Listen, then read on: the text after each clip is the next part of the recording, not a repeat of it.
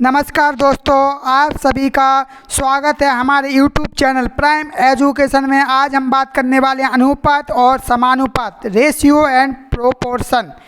इसका पार्ट 1 शुरुआत से हम बिल्कुल समझेंगे इसको। अनुपात क्या होता है? अनुपात समान इकाई की स्थिति में एक पद दूसरे पद का कितने गुना है उसी को हम अनुपात कहते हैं। ठीक है, अनुपात का एक पद दूसरे पद का सापेक्ष भिन्न होता है, यानी भिन्न को लिखते हैं वही भी अनुपात ही होता है।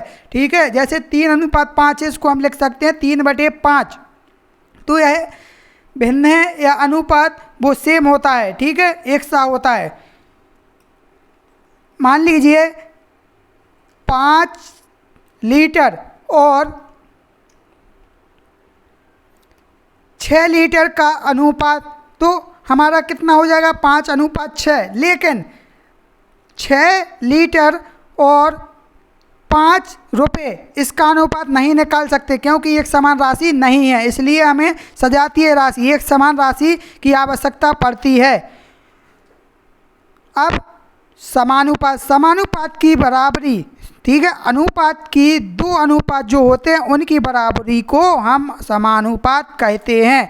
उसे 4 डॉट डॉट से प्रदर्शित करते हैं। एग्जाम्पल देखिए, चलिए देखते हैं एग्जाम्पल। 800 पैसे और 5 रुपये का अनुपात क्या होगा? 800 पैसे 5 रुपया, पैसे हैं और यहाँ पे रुपया है, तो हम दोनों को क्या करेंगे? पैसे या रुपया में हम बदल लेंगे। ठीक है, तो 800 पैसे 5 रुपये में 500 पैसे, इसका अनुपात निकालना है। तो जब तक काटना है जब तक वो कट सके, तो हम क्या करेंगे? 800/500, 2 जीरो से हमारी 2 जीरो कट जाएंगी। अब 8/5 हो जाएगा, अब कोई कटेगा नहीं, तो 8:5, यही हमारा अनुपात हो जाएगा। चलिए देखते हैं नेक्स्ट क्वेश्चन। A/B बराबर 4:3 और B/C बराबर 2:3। तो A/B/C का मान क्या होगा? तो क्या करते हैं ऐसे सवालों में दोस्तों? ABC, हमें ABC बताना है। तो AB हमारा कितना दिया है? 4:3। तो A और B की जगह हमने रखा 4:3। अब BC बराबर कितना दिया है? 2:3। तो BC 2:3 दिया है, तो BC 2:3। अब देखिए दोस्तों, 2 बार B आया है, तो B हमने 2 बार लिया है। अब इस प्रकार हम इसका गुणा करते हैं। 4 का गुणा किस में करेंगे? 2 में। ठीक है, जो एरो दिख रहा है उसी के अनुसार हमें गुणा करना है। 3 का 2 में करेंगे, 3 का 3 में करेंगे, तो 8:6:9, यही हमारा ABC का अनुपात हो जाएगा। ठीक है, ABC का अनुपात इस प्रकार हो जाएगा। चलिए एक और सवाल देखते हैं। 4, 5 और 12 का चतुर्थ समानुपाती ज्ञात करो। अब 4, 5 और 12 तीन संख्याएं दी हैं, चौथी संख्या हमें बताना है कौन सी होगी। ठीक है, चतुर्थ समानुपात।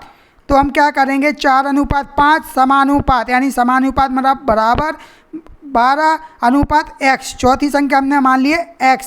ठीक है, तो अनुपात को क्या लिख सकते हैं? हम बटे में लिख सकते हैं 4/5 समानुपात को बराबर इक्वल। ठीक है, 12 और अनुपात x है, तो 12/x। इसका हम क्रॉस गुणा कर लेंगे। ठीक है, x का 4 में गुणा करेंगे 4x हो जाएगा। 12 का गुणा 5 में करेंगे 12 × 5। अब हमें x की वैल्यू बताना है, x का मान, तो 12 × 5 और बटे में 4। ठीक है, 4 से 12 काट दीजिए, 3 बार कट जाएगा।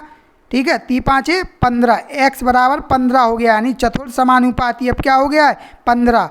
चलिए एक और देखते हैं सवाल। A और B को 500 रुपये में क्रमशः 3:2 के अनुपात में बांटो। ठीक है, 500 रुपये हैं, A और B को 3:2 के अनुपात में बांटना है। तो पहला क्या हो गया? ये 3x + 2x, यानी उनको हमें बांटना है, तो उनको जोड़ लेंगे हम, बराबर में हम 500 रखेंगे। ठीक है, पहला हमने 3x माना, दूसरा 2x माना, उनको जोड़ लिया, बराबर में हमारी राशि है 500। ठीक है, राइट। अब 3x + 2x हम ऐड करेंगे, जोड़ेंगे, तो कितना हो जाएगा? 5x बराबर 500। तो x की वैल्यू कितनी हो जाएगी? 500 बटे में हमारे 5 आ जाएंगे, तो x बराबर 5 से कट जाएंगे 500 100 बार, x बराबर 100 आ चुका है। तो हमें क्या करना है? 3:2 के अनुपात में बांटना है। A और B कितना था? 3 और 2 था, 3x और 2x। तो x की वैल्यू रख देंगे 100, 3 × 100 और B में 2 × 100, तो 300 हो जाएगा। यहाँ पर कितना हो जाएगा? 200। इसी प्रकार हम दोनों को अलग अलग बांट लेंगे। ठीक है, एक और सवाल देखते हैं। 6,000 रुपये को राधा, सीता और गीता में 4:3:5 के अनुपात में बांटा गया है, तो गीता को कितनी राशि मिली, यह हमें बताना है। गीता को कितनी राशि मिली। चलिए, राधा, सीता, गीता। राधा हमारी 4x है, ठीक है, सीता हमारी 3x है और गीता हमारी 5x है। राधा यहाँ पर 4x मान लिया हमने।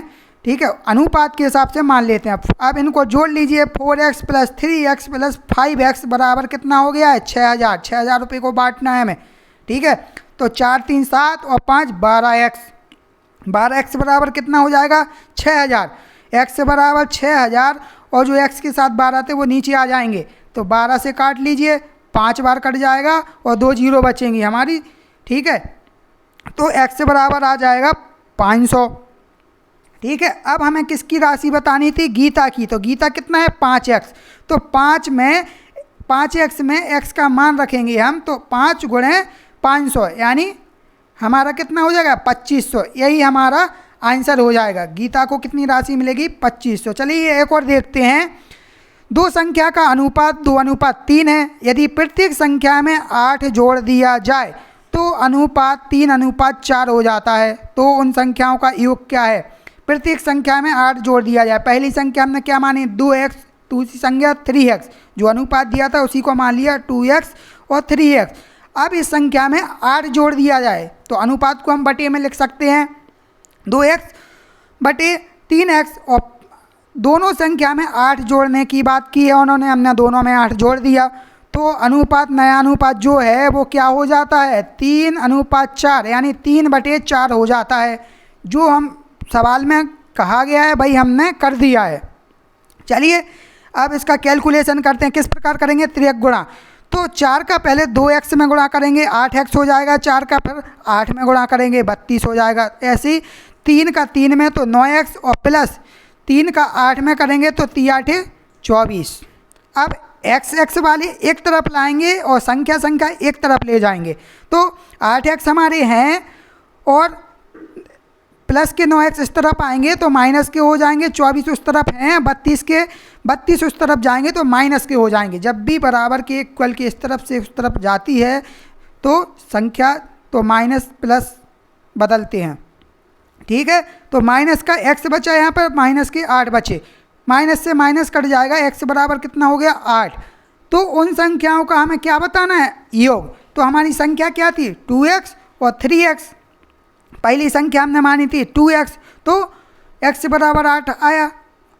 8 का गुणा कर लेंगे हम, 2 × x यानी 8 का गुणा, तो 2 8 16। दूसरी संख्या हो गई 24। यही हमें बताना था। इनका योग कर लीजिए। योग कितना हो जाएगा? दोनों संख्याओं का योग हो जाएगा 16 + 24। तो जब इनका योग करेंगे तो हमारा आ जाएगा 40। ठीक है दोस्तों,